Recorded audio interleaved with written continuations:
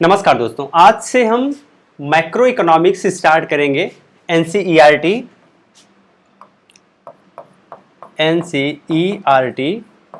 Macro economics अब हम अगले कुछ दिनों में कवर करेंगे। आपको बताना चाहते हैं, पहले हमने माइक्रो इकोनॉमिक्स कंप्लीट कर लिया है और उसका एक मैराथन भी आपको दे दिया है। तो अगर आपने नहीं देखा है तो आप ज़रूर देख लीजिए, चैनल पे आपको वीडियोस मिल जाएंगी।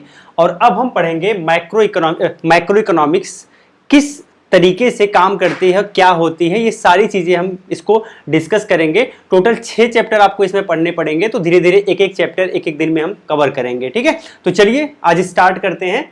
तो सबसे पहले हमारा जो माइक्रो इकोनॉमिक्स में पढ़ना है, उसके पहले हम थोड़ा सा बेसिक चीज़ें आपको बता देते हैं, जिससे चीज़ें आप थोड़ा सा क्लियर कर पाओ। पहले हमने पढ़ा था माइक्रो इकोनॉमिक्स कि माइक्रो इकोनॉमिक्स क्या होता है। तो मैंने आपको बताया था कि जब स्मॉल यानी माइक्रो लेवल पर, माइक्रो या फिर स्मॉल, माइक्रो या स्मॉल लेवल पे जो हम स्टडी करते हैं तो वो आता है माइक्रो इकोनॉमिक्स के क्षेत्र में, जिसमें हमने बताया था कि नॉर्मली कंज्यूमर होता है, प्रोड्यूसर होता है, जैसे आप हो गए या हम हो गए, हम दोनों कंज्यूमर भी हो सकते हैं। कोई तीसरा है जो प्रोड्यूसर हो सकता है, जो हमको जो चीज़ें चाहिए वो हमें उपलब्ध करा रहा है, उसका प्रोडक्शन करके, तो प्रोड्यूसर हो गया। तो ये सब माइक्रो के अंतर्गत आता है। यानी कि स्मॉल, ये बहुत ही स्मॉल कॉन्सेप्ट है जो कि बेसिक तौर पे एक इकोनॉमिक्स का हम कह सकते हैं कि न्यू है, यानी बेसिक तौर पे हम समझते हैं। लेकिन जब इसका विस्तार हो जाता है तो वो माइक्रो के अंतर्गत आ जाता है। तो इसमें आपने देखा कि कंज्यूमर होता है, प्रोड्यूसर होता है, किसी वस्तु का प्रोडक्शन किया जाता है। उसमें जब प्रोडक्शन होता है तो कुछ इनपुट लगाए जाते हैं, फिर आउटपुट प्रोड्यूस किया जाता है, आउटपुट प्रोडक्शन के बाद उसे यूज किया जाता है। ठीक है, तो ये सारी चीजें होती हैं। ये सब आपने देखा, यहाँ पे आपने मार्केट देखा था, परफेक्ट कंपटीशन देखा था, इम्परफेक्ट कंपटीशन देखा था, फैक्टर ऑफ प्रोडक्शन देखा था, वो सारी चीजें आपने देखा था। तो आपको समझ में आया था कि माइक्रो इकोनॉमिक्स क्या होता है। लेकिन अब हम ये समझेंगे कि मैक्रो इकोनॉमिक्स क्या होता है। तो जब भी हम मैक्रो इकोनॉमिक्स की बात करेंगे तो मैक्रो का मतलब ही होता है बड़ा। मैक्रो का मतलब ही, माइक्रो से सेंस ही होता है कि बड़ा, यानी बृहद लेवल पर। जब ये सारी चीजें बहुत बृहद लेवल पर होती हैं तो वो मैक्रो के अंतर्गत आ जाता है। जैसे अगर हम पूरे इंडिया की बात करें, कि सभी लोगों, इंडिया में जितने भी नागरिक हैं, जितने पॉपुलेशन इंडिया में रहती है, उन सबकी जब बात करेंगे तो वो आ जाएगा आपके मैक्रो के अंतर्गत। यानी एग्रीगेट डिमांड कितना है, एग्रीगेट सप्लाई कितना है, एग्रीगेट आउटपुट कितना है। ठीक है, तो सबका मिला के जब करेंगे यानी बृहद लेवल पे। आप माइक्रो में देखे थे एक सिंगल कंज्यूमर को हम देख रहे थे, लेकिन यहां पे ओवरऑल पॉपुलेशन को हम देख रहे हैं। तो ये आपका माइक्रो इकोनॉमिक्स के अंतर्गत आ जाता है।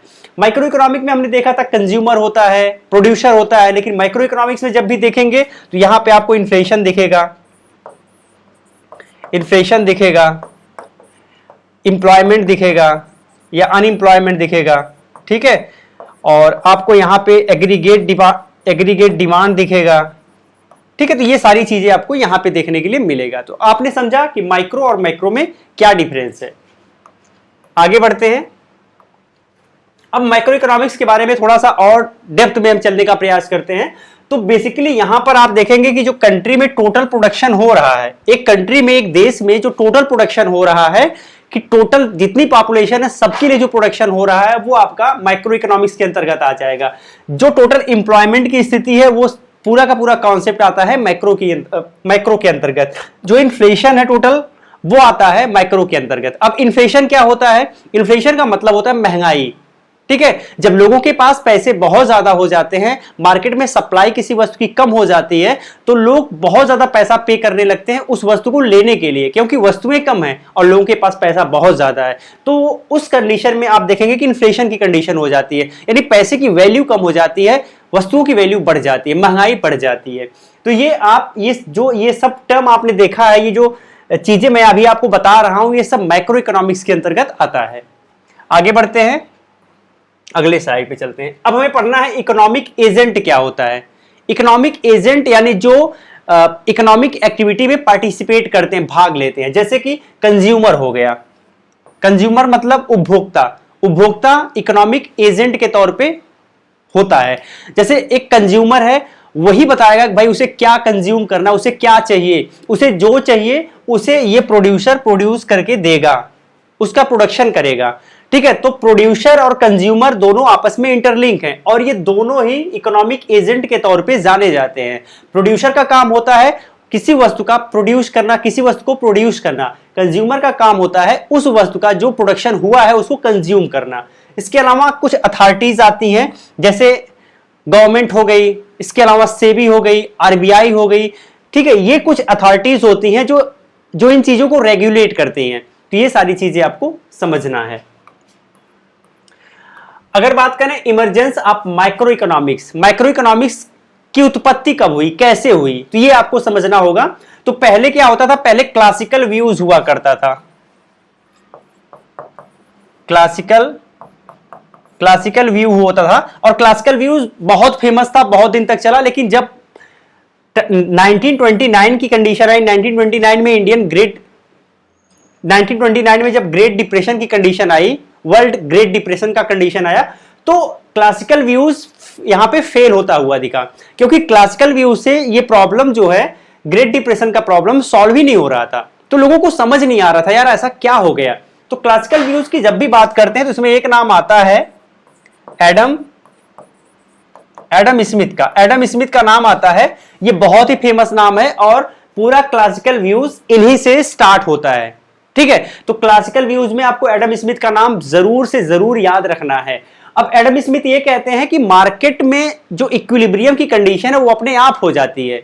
ठीक है, कुछ इनविजिबल पावर होती है, इनविजिबल हैंड होता है जो मार्केट को रेगुलेट कर लेता है। डिमांड सप्लाई कुछ ऐसे काम करती है कि मार्केट में किसी भी तरीके की अनसर्टेनिटी की कंडीशन बनती ही नहीं है। अगर थोड़ा बहुत डिसबैलेंस होता है तो चीजें मार्केट अपने आप खुद सही कर लेता है, करेक्ट कर लेता है। ये जो इनका व्यू पॉइंट था ये लगातार चलता जा रहा था। लेकिन एक समय के बाद 1929 में एक ऐसा कंडीशन बना जब ये सारी की सारी बातें बिल्कुल फेल कर गई।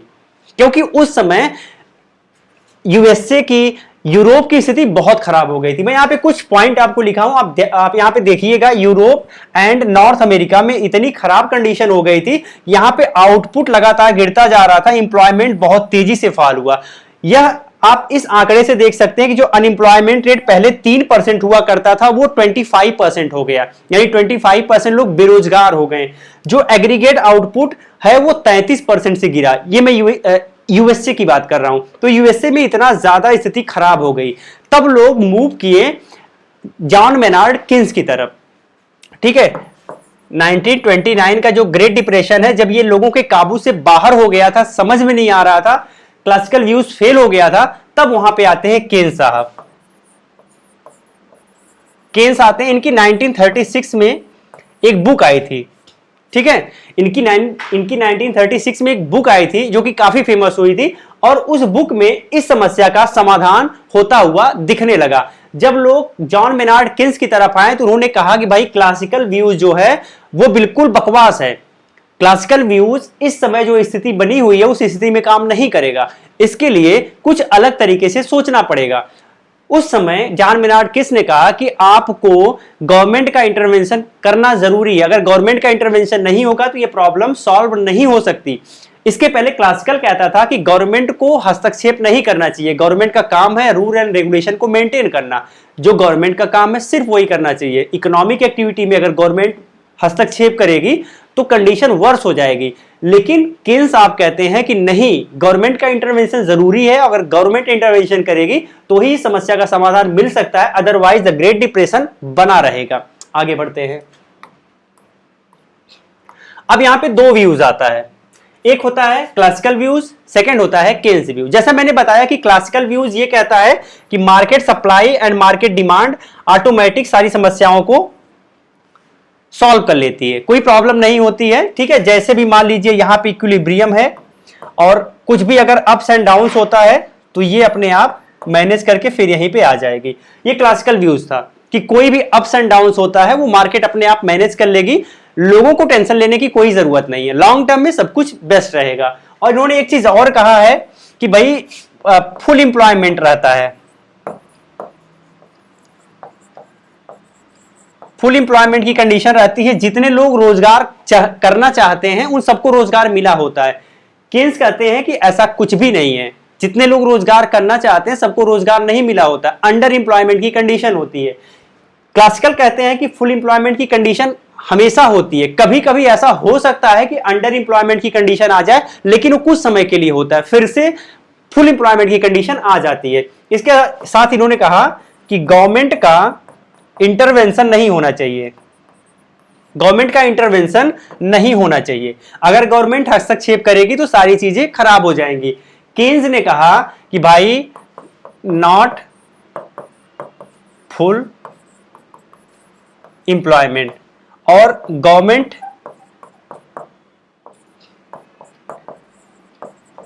Government intervention needed. तो केन्स ने कहा भैया फुल एम्प्लॉयमेंट की कंडीशन नहीं रहती है और गवर्नमेंट का हस्तक्षेप जरूरी हो जाता है जब इतना वर्स्ट कंडीशन आ जाए कि जब डिमांड सप्लाई सब कुछ फेल हो जाए। ठीक है, जब सबका इंटरेक्शन फेल हो जाए तो फिर गवर्नमेंट को हस्तक्षेप करना पड़ेगा और तभी ये समस्या सॉल्व होगी। तो उस समय केन्स ने कहा कि एग्रीगेट डिमांड को बढ़ाना पड़ेगा। अगर गवर्नमेंट एग्रीगेट डिमांड को बढ़ाएगी, गवर्नमेंट निवेश करेगी तो मार्केट में इस समस्या से समाधान मिल सकता है, और केन्स के ही व्यू से उस समस्या का समाधान हो पाया। तो ये दो व्यूज थे जिनके बारे में हमने आपको बताया। अब आपको समझना है कैपिटलिस्ट इकोनॉमी क्या होती है। ठीक है, एक तो होती है सोशलिस्ट इकोनॉमी, एक होती है कैपिटलिस्ट इकोनॉमी। तो सोशलिस्ट इकोनॉमी में क्या होता है कि ज्यादातर जो पावर होता है वो राज्य के, एक स्टेट के अंतर्गत होता है। ठीक है, और कैपिटलिस्ट इकोनॉमी में क्या होता है कि ज्यादातर पावर प्राइवेट फर्म्स या प्राइवेट लोगों के हाथ में होता है। इसके कुछ खासियत है जिनको आपको ध्यान रखना है। जैसे प्राइवेट ऑनरशिप यहां पे होती है प्राइवेट ऑनरशिप होती है, इसका मतलब यह है कि सब कुछ गवर्नमेंट के हाथ में नहीं होता है। गवर्नमेंट के हाथ में बहुत ही लिमिटेड चीजें होती हैं। यहाँ पे जो प्राइवेट लोग हैं वो वहां पे सब कुछ चीजें मैनेज करते हैं। प्राइवेट फर्म्स बहुत तेजी से ग्रो होते हैं, प्राइवेट लोग यहाँ पे, प्राइवेट इंडस्ट्रीज बहुत तेजी से ग्रो होती हैं, तो प्राइवेट ऑनरशिप ज्यादा होती है।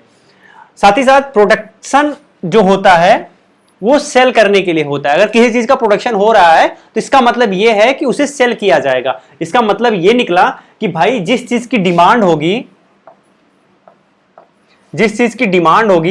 उसी चीज का सप्लाई दिया जाएगा, यानी जिस चीज की डिमांड किया जाएगा उसी चीज का प्रोडक्शन होगा और उसी चीज की सप्लाई दी जाएगी। क्योंकि यहां पे जिस भी चीज का प्रोडक्शन होता है उसका एक मेन उद्देश्य होता है उस चीज को बेचना या सेल करना। थर्ड होता है sale and purchase of labour.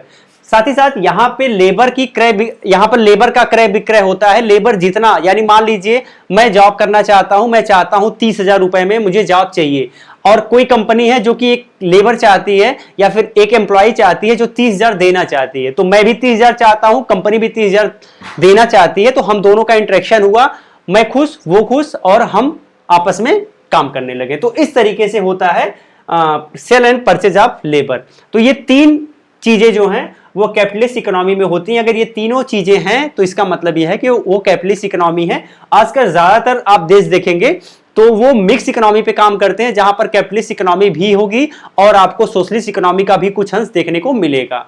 आगे बढ़ते हैं। अब यहाँ पे कुछ टर्म्स हैं जो कि आपको समझना जरूरी है।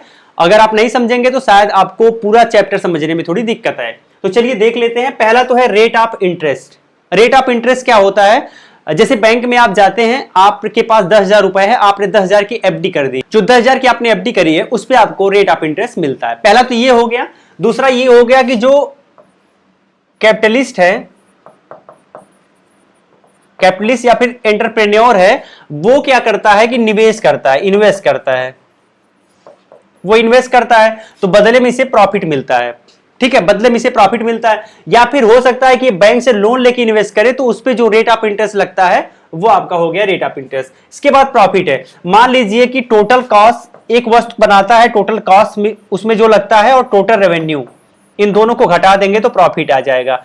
तो मान लीजिए कोई वस्तु आप प्रोडक्शन करते हैं, मान लीजिए आपने एक शर्ट का प्रोडक्शन किया, शर्ट बनाने में टोटल आपको 100 रुपए कॉस्ट आया और आपने 200 रुपए में इसे सेल किया। ये कॉस्ट हो गया, ये सेल किया।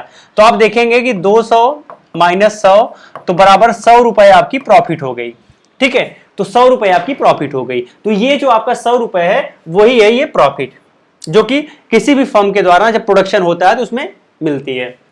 अगला है ग्रेट डिप्रेशन। मैंने बताया था 1929 में ग्रेट डिप्रेशन आया था, जिसमें क्लासिकल व्यूज फेल हो गया और फिर उसके बाद आता है केन्जियन व्यू, जिसके बारे में हमने डिटेल में बात कर ली है। फैक्टर ऑफ प्रोडक्शन मैंने पहले ही बता दिया कि आपका लैंड होगा, लेबर होगा,